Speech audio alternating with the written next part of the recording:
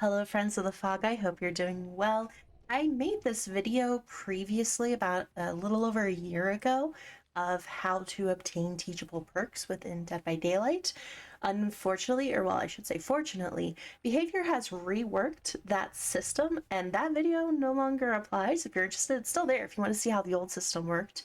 If you're newer to the game, this is a new player's guide, but obviously veterans can watch this because again, the system has changed completely. We got a full rework with chapter 24, and now unlocking teachable perks is tied in with the updated prestige system. So I'm going to go over the prestige system first and tell you all of the benefits that you get with the prestige system and how you prestige characters. And then that will include how to unlock teachable perks and kind of explain it as well. But then I'm also going to go into the Shrine of Secrets, which is another way you can get perks. That'll be at the end, timestamps in the description if there's anything you want to see specifically.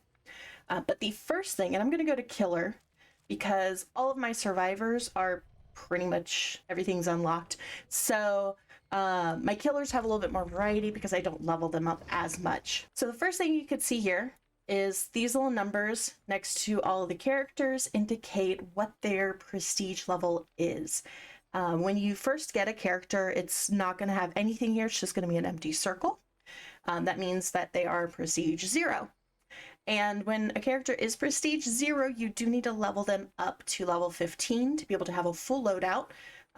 You start off with 1 available perk slot, and then you can get up to 2 at level 5, 3 at level 10, and 4 at level 15. If you don't know what I'm talking about, here it is. So at level 5, you unlock this. Level 10, you unlock this slot. Let me make them empty so it's not confusing. You unlock this slot, and then you unlock this slot on the far right for level 15. After that, you do not have to worry about unlocking slots again. When you prestige your character, it does reset the blood web back to level 1. We'll go over that in here just a second as well.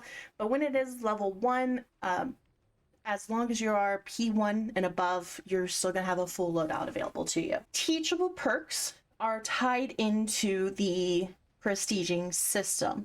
So when you go to view your blood web, or you can click this little character info icon down here, you can see the character's teachable perks that they have. And so you can see that for Nemi, I have these locked because I've yet to get him to prestige 3. So let me back out of this, and you can see up here that these are all yellow, meaning that I do have them unlocked at prestige 1. If I was prestige 0, these would also be yellow, but they would have little padlocks next to them. But you can see I have like the 1 little tick. So when I do prestige him, these are actually going to upgrade, and I'm going to do that here for you in a second. But what you need to do is level a character 1 through 50. You complete the 50th blood web, and then you get this icon. And you do have to spend 20,000 blood points, which is pretty significant, but I will tell you from somebody who's been playing this game for years, spending 20,000 to get the perks immediately on every other character is way cheaper than it was prior. So you spend this. Ooh, a little show. And now it tells you the following perks have been unlocked at level 2 for all characters. So you can see here at the top, these were yellow. Now they're green, which means I now have them at level 2. Now, what this means is now that those perks are unlocked at level 2, they are immediately available on all other killers at level 2. So I'm going to go in for an example here. Somebody I haven't really leveled is Deathslinger. And so I have all of these tier 3 perks and everything. But if I come here to this page, you can see I have Eruption, Hysteria, and Lethal Pursuer, which are all Nemesis perks. You can see right under the name, it says Rare, the Nemesis perk. Now I have those all at level 2. When I prestige 3 Nemesis, these will immediately become prestige 3 on Deathslinger. I don't even have to level Deathslinger, they'll just be available from prestiging Nemesis. When we get a new killer, for example, the Project W coming out with Resident Evil, all of the killers that I have prestiged 1 and above, their perks will be immediately available on Wesker, or the Mastermind, whatever he's going to be called. Anybody that is P3 or above, so all of these characters are going to have their perks at tier level 3 immediately available on him, as they are immediately available on all the other characters. The ones that I have at level 1, like Deathslinger here, his perks will be on them as well, but it is only going to be at level 1. Now, while I'm leveling up that new character, I can still encounter the level 2 and level 3 versions of these characters' perks who I don't have prestige to level 3 yet. That is a way that you can still get the perks and have them at a higher level than you have the character prestiged.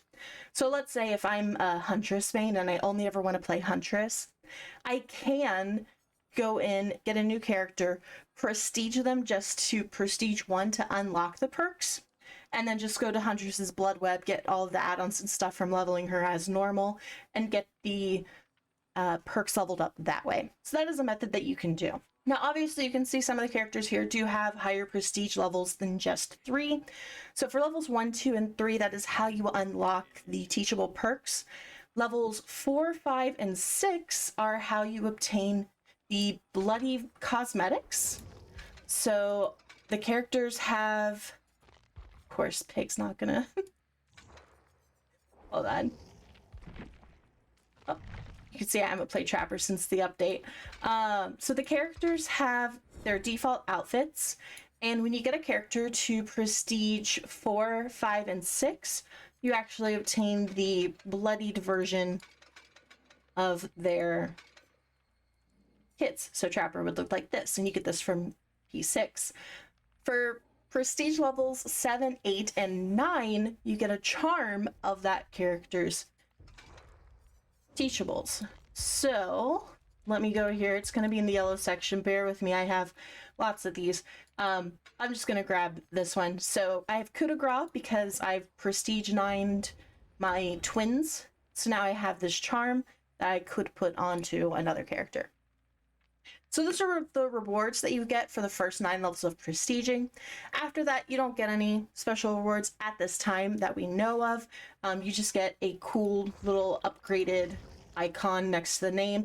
And this does show up when you're in the lobby with other players, as well as next to your name after the match is over on the ending points screen. So other players can see like, wow, somebody's a P90 Dwight or a P100 Huntress. After 9, it's really just a bragging rights of putting a lot of time into that one character. So pretty much straightforward. You do have to prestige. The old system didn't require prestiging. This new system does require prestiging, and you do have to spend the 20,000 every time you do prestige a character. But ultimately, I do believe it is a better system to get perks onto other characters that are immediately available. Before we go, I do want to talk about the Shrine of Secrets. So if you click the little store icon from pretty much any page, you can come over here to the Shrine of Secrets. This is going to show you perks that are available to purchase using shards, and you gain shards either through, sometimes they'll give them out for events, for like anniversary or Halloween, but mostly you get these for experience points just by playing the game. You can use your shards to purchase unlicensed characters, and that is where I recommend saving them for, either cosmetics or characters versus this. But it is an option available to you. So if you do not, let's do Franklin's Mice, for example. So the cannibal is a licensed character. If you're unable to purchase the cannibal and you want his perks, the Shrine of Secrets is a good way for you to be able to obtain this. This does refresh every week. During certain events, it may refresh daily, just something to keep on top of, but typically every Tuesday this is refreshing. So what you want to do is you want to look at it, see if there's a perk that you want that you can't get by either just buying the character outright, which I recommend over this method, or if it's just something that you want immediately available because you know it'll be perfect for a character you like say you're really into playing Cenobite. Franklin's is not a bad perk on him, so if you don't want to buy the cannibal, you can just get Franklin's and say that's perfect for my Cenobite. Now, if you don't already have the perks unlocked, these would actually be yellow. You would purchase them at tier 1 initially. Once you have the perk unlocked at tier 1, if it is in the shrine, you have the option to purchase it at level 2 or at level 3. each time that you purchase it at a higher level, the amount that it costs starts at 2,000 iridescent shards and it goes up for each level. So if you don't have a perk unlocked at all, it can be pretty expensive to be able to purchase one perk to get it at tier 3 to be able to actually like get it on every character at tier 3 immediately. So it is pretty costly, but again, it is a method. I would recommend only buying at level 1 and then going ahead and unlocking them through the actual blood webs at higher levels personally. But that can also take a little bit more time, but I think blood points obviously are a lot easier to come by than iridescent shards. The other thing to be aware of is if you already have the perks, as you can see, I already have Franklin's Demise unlocked at P3. I P3'd Cannibal, so I already have Franklin's Demise. So the other option that you can do is if you're in a bind, if you really want blood points, I usually do this when a new character comes out, is you can use your shards to spend 2,000 shards per perk, and then you can buy blood points, and it gives you 100,000 per one. Honestly, it's not super worth it. I would not recommend doing this regularly. I only do it when there's like a brand new character. I did it when I really wanted Merciless Storm on Sadako when the Ringu chapter came out, and I wanted to get her leveled up very quickly. Otherwise, it's just something to it's there if you need it, but again, I don't highly recommend it. Obviously, the best intention and the main purpose of this tool is to be able to get perks that you wouldn't be able to get otherwise. So, quick refresher to see what teachables a character has. You can either look up here, and you can get the descriptions of them. Now, these descriptions will be based on what level you have the character at, or you can go to character info and see them here. If there's a padlock, then you can see that it is locked for all characters. Once you have the character at Prestige 3, you'll get this little tick that says that it is unlocked for every character. Prestiges 4 through 6 get you these bloody cosmetics. And Prestiges 7 through 9 give you these nice, lovely little charms of all of the teachable perks. And again, I can show you right here. So I have Trickster. And you can see I have Trickster's 3 perks listed right here. And I can go to any other character. I've been leveling... No, I have not been leveling Artist. I can go to any other character. And I can immediately see... No, I did get hers. I did get Trickster's perks on her. But here's one of Pyramid... Or not Pyramid Head. Deathslinger's perks. Or one of the Dredge's perks. Or one of Ghostface perks. Which you can see that I have... Deathslinger, Dredge, Ghostface, I all have them at P1. So the perks are on her, and as soon as I prestige them, they'll immediately level up for her. So my focus right now is getting everybody to P3, so that anytime a brand new character comes out, I will immediately have their all of the perks available to them at the top level without having to grind any further, and it's just a matter of prestiging that new character to get their perks on everyone else. So I hope that all made sense. If you have any questions, feel free to leave them in the comments. I'm more than happy to answer anything that comes up. And I hope you guys are having lots of fun out there. Stay safe. Enjoy your time in the fog. Bye.